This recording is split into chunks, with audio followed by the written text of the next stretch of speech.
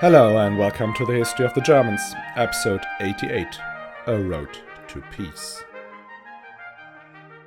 This week, our story kicks off with the death of Pope Gregory IX, nonagenarian impeccable foe of Emperor Frederick II. Peace might be in the air. Of the 11 cardinals getting together in the dilapidated Septizonium once built by Emperor Septimus Severus, half wanted a more conciliatory vicar of Christ, but the other half did not. The very first papal conclave followed as the senator Matteo Orsini locks the cardinals up in horrible conditions. When finally one of them is chosen, he died just 17 days later from the exertions. By now, all the cardinals have fled and the church remains without a head for almost 2 years. At the same time, the descendants of Genghis Khan descend upon Europe. Jerusalem falls to the Turks. The Latin Empire of Constantinople is on its last leg. Is it time for the Emperor and the Pope to bury the hatchet and face the real enemies of Christendom? Now, before we start, just a reminder. The History of the Germans podcast is advertising free thanks to the generous support from patrons. And you can become a patron too and enjoy exclusive bonus episodes and other privileges from the price of a latte per month. All you have to do is sign up at patreon.com/historyofthegermans or on my website, historyofthegermans.com. You find all the links in the show notes. And thanks a lot to Hugo G, Sigvatur, and Stefan B, who've already signed up. Now last week we left Frederick II and Pope Gregory IX hurling the wildest accusations at each other. The Pope, Frederick insists, is a false father who acts out of unjust ill will against him, while the Pope denounces the Emperor as a heretic who believes the world deceived by 3 great deceivers, Moses, Mohammed, and Jesus Christ, a veritable monster of the sea, the Antichrist himself. Multiple attempts at negotiation, at least a truce, have failed. The two sides are now firmly painted into their corners. Emperor Frederick II has the upper hand militarily. His troops have surrounded Rome and he could attack any time. His navy has just achieved a major victory, sank or captured 25 Genoese war galleys, and got hold of a large number of bishops and abbots, including 2 cardinals. However, he did not dare to apply any more brute force for fear of the public relations backlash. Meanwhile, the war with the Lombard League is still ongoing. Occasionally, smaller cities are overwhelmed, but the large ones, and particularly the mighty walls of Milan, cannot be scaled. Money is running low. Every month the excommunication lingers on, and the Franciscan monks preach against him. His authority diminishes. Frederick is stuck. Neither can he take the Pope and force him into submission, nor can he get him to agree to peace. But Gregory IX too is in a difficult situation. His hold on the papal lands and the city of Rome is tenuous at best. His great council, where he wanted to get Frederick condemned by all of Christianity, had to be cancelled after the attendees had been captured on the high sea and had disappeared into southern Italian dungeons. His alliance with the Lombards raises eyebrows, as at least Milan is harbouring a large community of Cathars. The kings of England and France are using their influence to pressure him into making peace. In particular, the King of France is pushing for reconciliation so that the forces of Christendom could be unified in another crusading effort. Jerusalem is much less secure as the 10-year peace agreement with Sultan al-Kamil had ended, and Turkish raiders have appeared in the Levant. The Latin kingdom of Constantinople is teetering on the brink of collapse from both internal and external threats. Emperor Baldwin of Constantinople, formerly the Count of Flanders, has to sell the great relics of the ancient city to the crowned heads of Europe, which is how the crown of thorns end up in the Sainte-Chapelle in Paris. Into all this, news reach Italy of an invasion by a new foe. Hardy men, riding on fast and agile horses, shooting arrows from the saddle. The Mongols have arrived. The Mongol Empire was about to reach its furthest extent under the great Khan Ögedei, a son of Genghis Khan. His lands already stretched from Beijing to the Polish border when he ordered an invasion of Central Europe in 1241. The Mongols advanced in 3 columns, one going into Poland, one into Bohemia, and one into Hungary. the rulers of Poland were beaten at the Battle of Liegnitz on April 9th, and 2 days later, King Bela IV of Hungary's forces are smashed at the even larger Battle of Mohi. Bohemia held out better, mainly because King Wenceslaus avoided open battles and focused on defending the walled cities. A forward Mongol detachment entered the city of Meissen in Saxony and burned it down. Mongol forces broke through to Dalmatia, now stood on the shores of the Adriatic. Two people are expected to lead the response against these challenges in both the Holy Land and the eastern frontier of Christendom: the Pope and the Emperor. Demands for an immediate reconciliation were going up across Germany and eastern Italy in particular. And right then, on August 22nd, 1241, Pope Gregory IX died. According to Matthew Paris, he was almost 100 years old. He had sat on the throne of St. Peter for an impressive 14 years. We saw him mainly through the lens of his conflict with Frederick II, but he was an important pope on many other levels too. Being an accomplished jurist, his pontificate saw the publication of the New Decretals, a systematic compilation of all papal pronouncements that form the basis of canon law to this day. He was a huge supporter of the Mendicant Brothers. He elevated St. Francis, Dominic, Elizabeth of Hungary, and Anthony of Padua to sainthood. He regularized the persecution of heretics by expanding and professionalizing the Inquisition. Now at this point the Inquisition was an improvement to the uncontrolled lynching of presumed heretics by mobs of townspeople. So for instance, Matthew Paris reports in 1240, the city of Milan, quote, "more for fear of punishment than from love of virtue, and in order to redeem their good name, burned the heretics who inhabited the city in great numbers, by which deed the number of citizens was greatly diminished." End quote.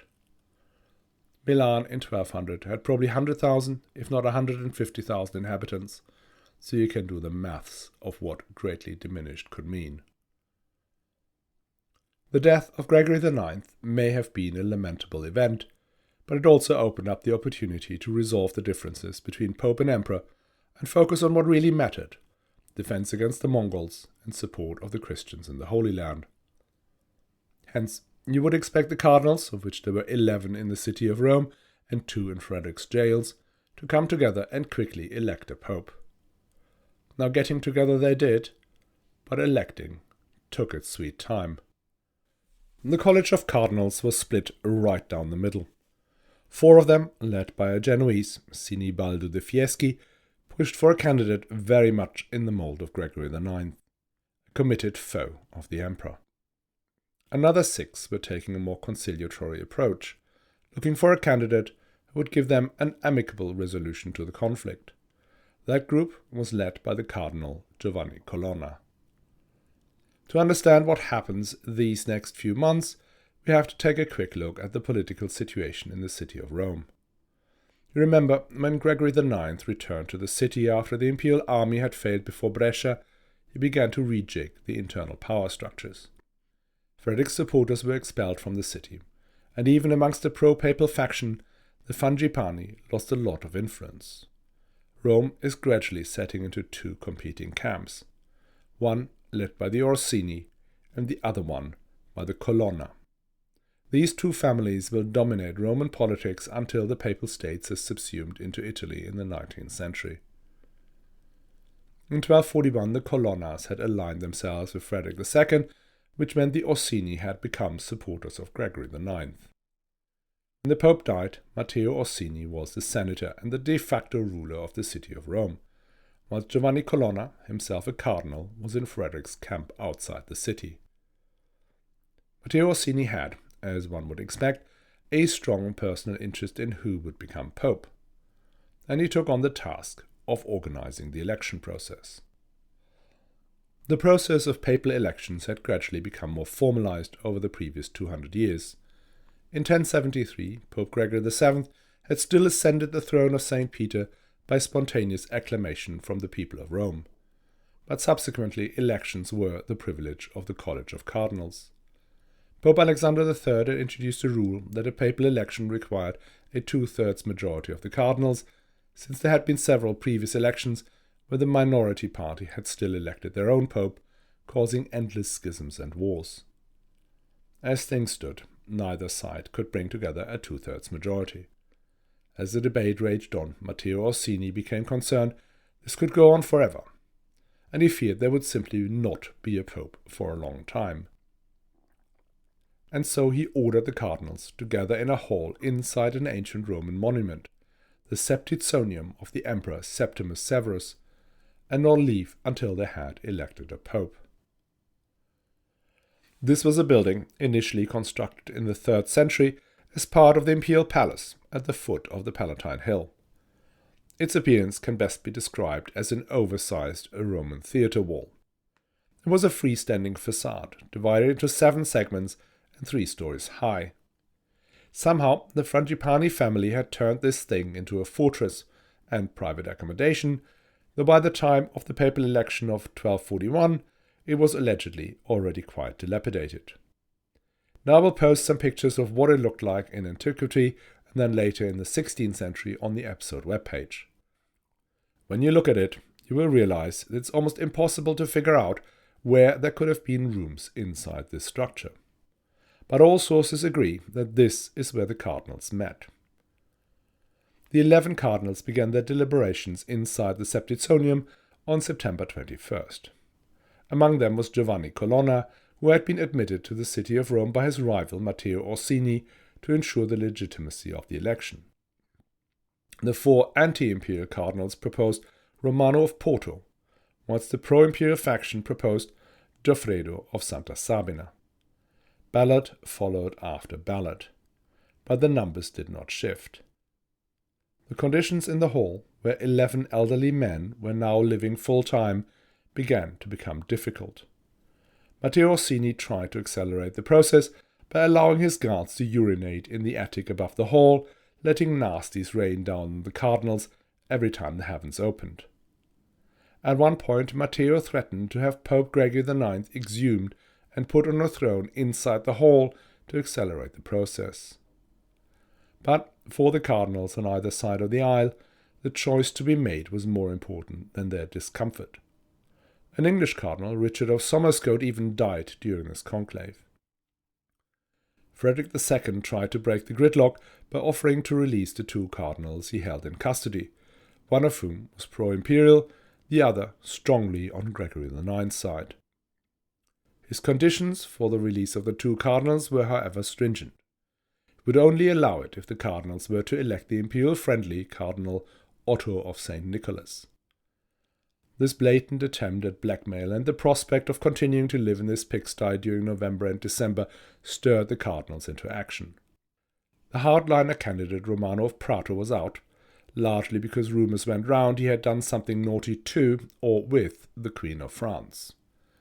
That opened up a space to elect Goffredo di Castiglione as Pope Celestine IV. Celestine IV wasn't the oldest of the cardinals, but he clearly had suffered more than the others from the ordeal in the Septizonium. He called it a day after 17 days. This was the 3rd shortest pontificate in history, during which he managed to do one remarkable thing, which was to excommunicate Matteo Orsini, the man who had locked them all up and had caused his own death. But the process now had to be restarted. And that was much more difficult. Once released from the horrific conclave, the cardinals had sprinted out of Rome faster than a Sicilian war galley.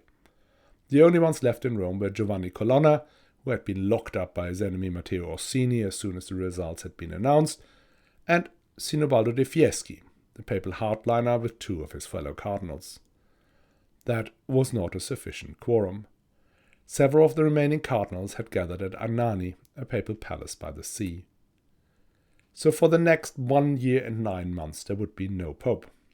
The cardinals at Anani refused to come to Rome, afraid of the general lawlessness of the city and the treatment they had received from Matteo Orsini, who seemed to have shrugged off his excommunication much more easily than Frederick. 3-way negotiations followed between the emperor, the cardinals in Rome, and those in Anani. Frederick had hoped that the cardinals, once freed from the authoritarian fist of the pope, would rejoice in their control of the church. But that is not what happened. The cardinals felt deeply uneasy about the lack of actual papal authority, and probably even more uneasy about the fact that it was largely their fault being unable to agree on a joint candidate. So they did what people ever so often do. They deflected their sense of failure onto someone else. And who was better than the emperor, heretic and apocalyptic monster? They blamed the lack of decision on the imprisonment of the two cardinals, James of Praeneste and Otto of St. Nicholas.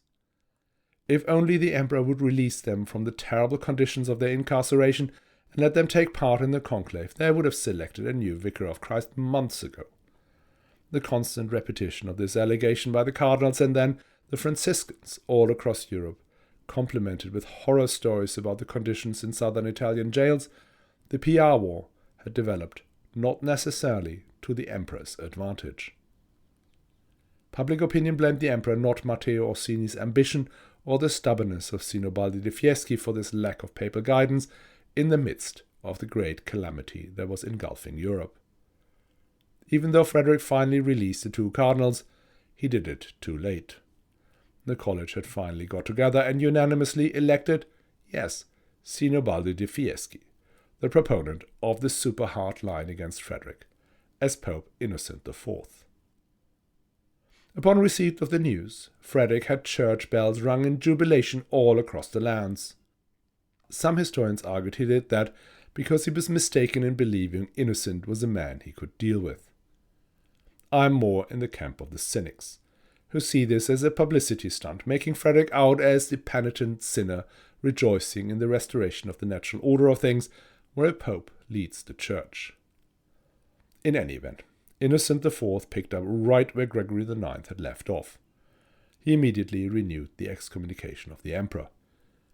Innocent IV's demands were the same as those of Gregory IX: reversal of the damage done to the church in southern Italy, return of the papal lands occupied since the conflict erupted in 1239, and an inclusion of the Lombard League in any peace agreement. The continuation of the struggle blew a major hole into Frederick's arguments. Frederick had insisted that his disagreement was not with the Holy Mother Church, but with the old man on the papal throne who abused his position to pursue a personal vendetta. Now that we have a new pope, this new pope continues to go after the emperor. So Frederick's struggle is clearly not with one angry old man, but with the whole of the Church of Rome. As the military struggle in northern Italy continues to be inconclusive and costing him money he did not have, he was trying to get to some sort of compromise.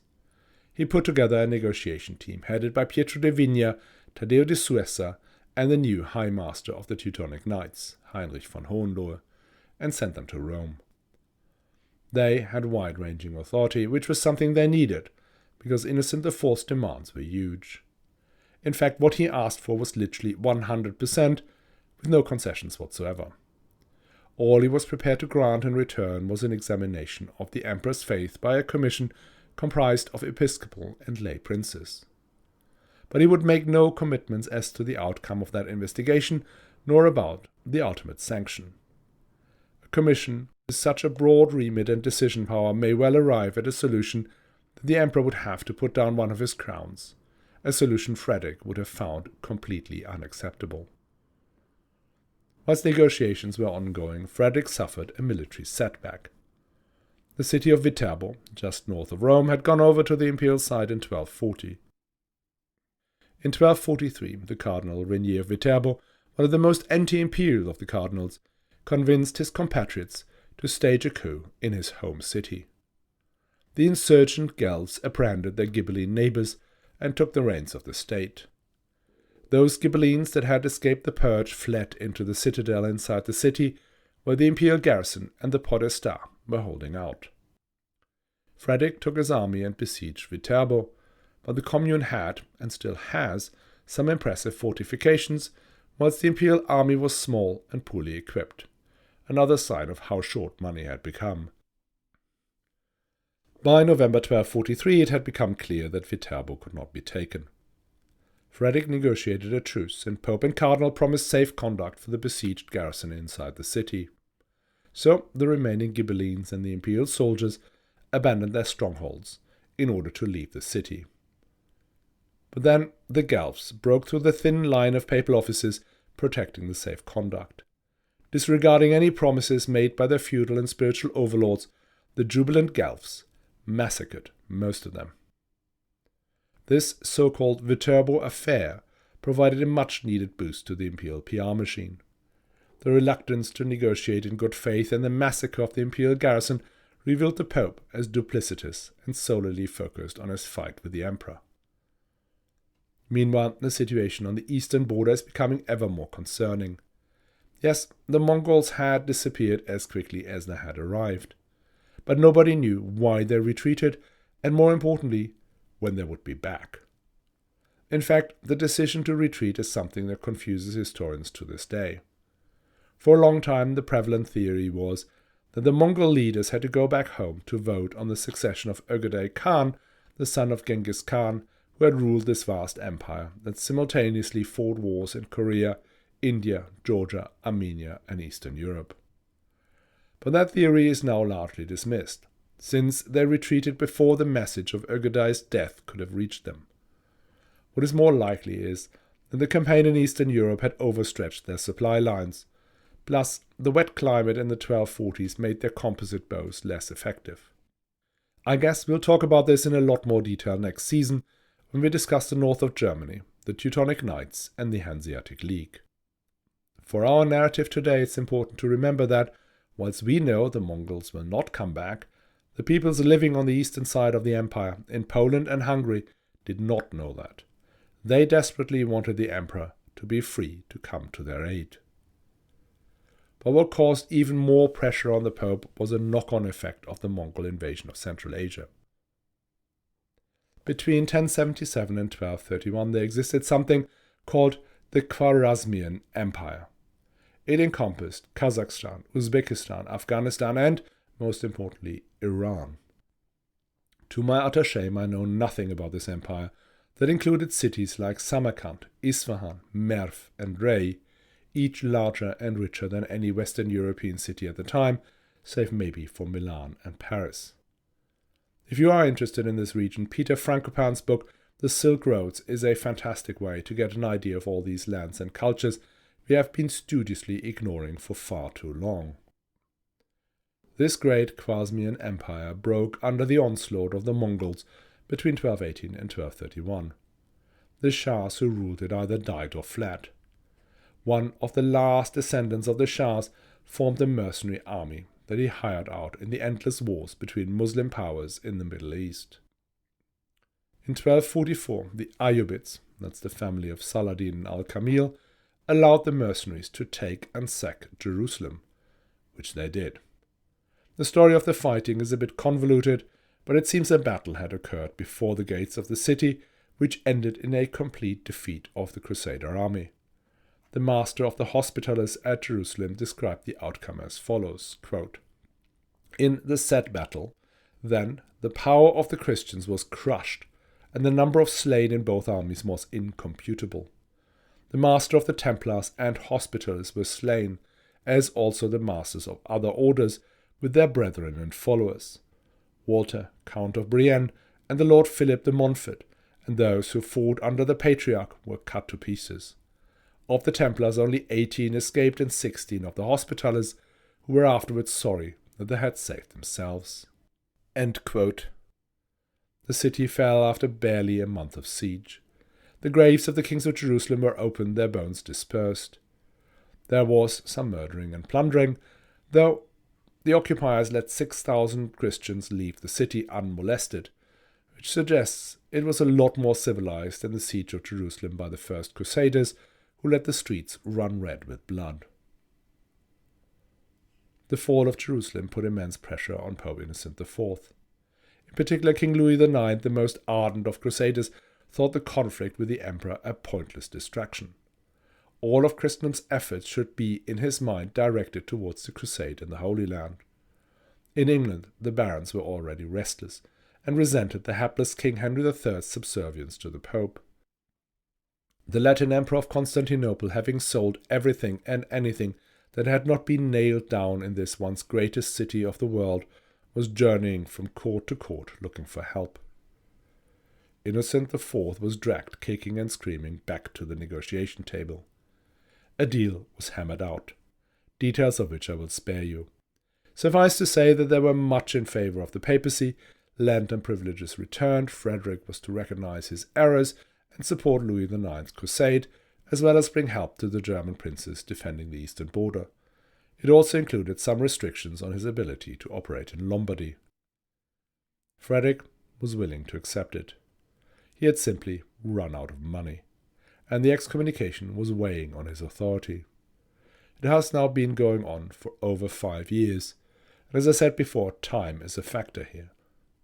The German princes had been loyal at the beginning, but now the front is crumbling. The archbishops of Mainz and Cologne had moved over to the papal side, largely for financial reasons. The Pope simply threatened to remove the implicit financial guarantee for the payment of loans to the Lombard bankers, and since Frederick no longer had the funds to plug the hole, they moved. So, once the terms of the agreement had been finalized in Rome, he wrote to his allies in Germany that soon the issue will be resolved and he will come back to help with the Mongol threat. And then problems emerged. Innocent had not made any commitment as to when and how he would release Frederick from the ban. Innocent insisted on a gradual process. Frederick was to hand over the lands and privileges, display his devotion to the Church in general and the Pope in particular, and then, and only then, once he has been stripped down of his power, then Innocent would surely absolve him. Now even some of the cardinals, and certainly those pushing for immediate reconciliation, such as the King of France and the recently arrived Latin Emperor of Constantinople, thought this was unworkable. But rather than yielding to his colleagues, Innocent appointed a brace of new, more malleable cardinals. This was now no longer a question of irreconcilable differences, but a problem of trust. And Frederick thought, quite rightly, that the best way to deal with the issue of trust was to talk it through, man to man, sinner to priest. That is what happened in 1230, where he hammered out his deal with Gregory IX, and he was confident that his charisma and negotiation skills would be enough to bring this one over the line. He was after all the man who sweet-talked a Muslim ruler out of Jerusalem. They would meet, it was decided, at Narni, a hilltop town north of Rome. There all will be resolved. The Pope left Rome and headed north. But at Sutri, halfway to Narni, Innocent IV put on a disguise, and with a few companions rode down to Civitavecchia, the harbour city of the Papal States. There he boarded a Genoese galley that took him to his home city, Genoa. He would stay in Genoa for 3 months before he moved on further to Lyon.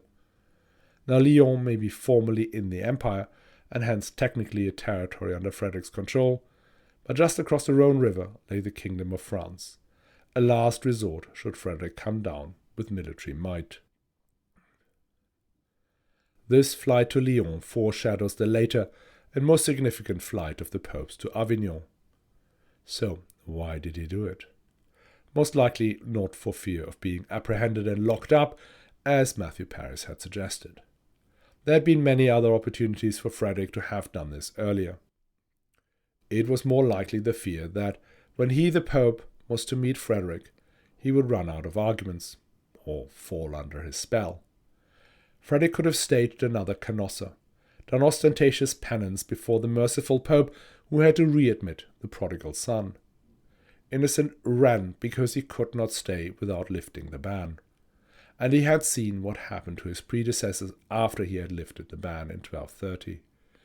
After that, Gregory IX lost so much influence, and Frederick was able to first consolidate his rule in southern Italy, then inflict the victory at Corte Nuova on the Lombards. Peace with Frederick looked very much like the end of the imperial papacy. And that is the ultimate reason for this endless and irreconcilable conflict between Frederick and his popes. There may be some personal animosity and abhorrence for the emperor's ideas about science and truth. But it cannot be just that. We've gone through dozens of popes since 1077. Not one was willing to be a true friend and supporter of an emperor. The two institutions were on diametrically opposing tracks. They could not make peace because peace would mean one of them had won. If Frederick had got his peace, his armies would encircle the papal lands. He would be able to dominate the papacy. The Pope could not immediately excommunicate him again. A couple of years of that, and the successor of St. Peter would be nothing more than an imperial chaplain. And that was acceptable for Sylvester II, but inconceivable for a 13th century Pope. We've gone beyond the point where either side can pretend. The popes and the Hohenstaufen will now fight it out to the death.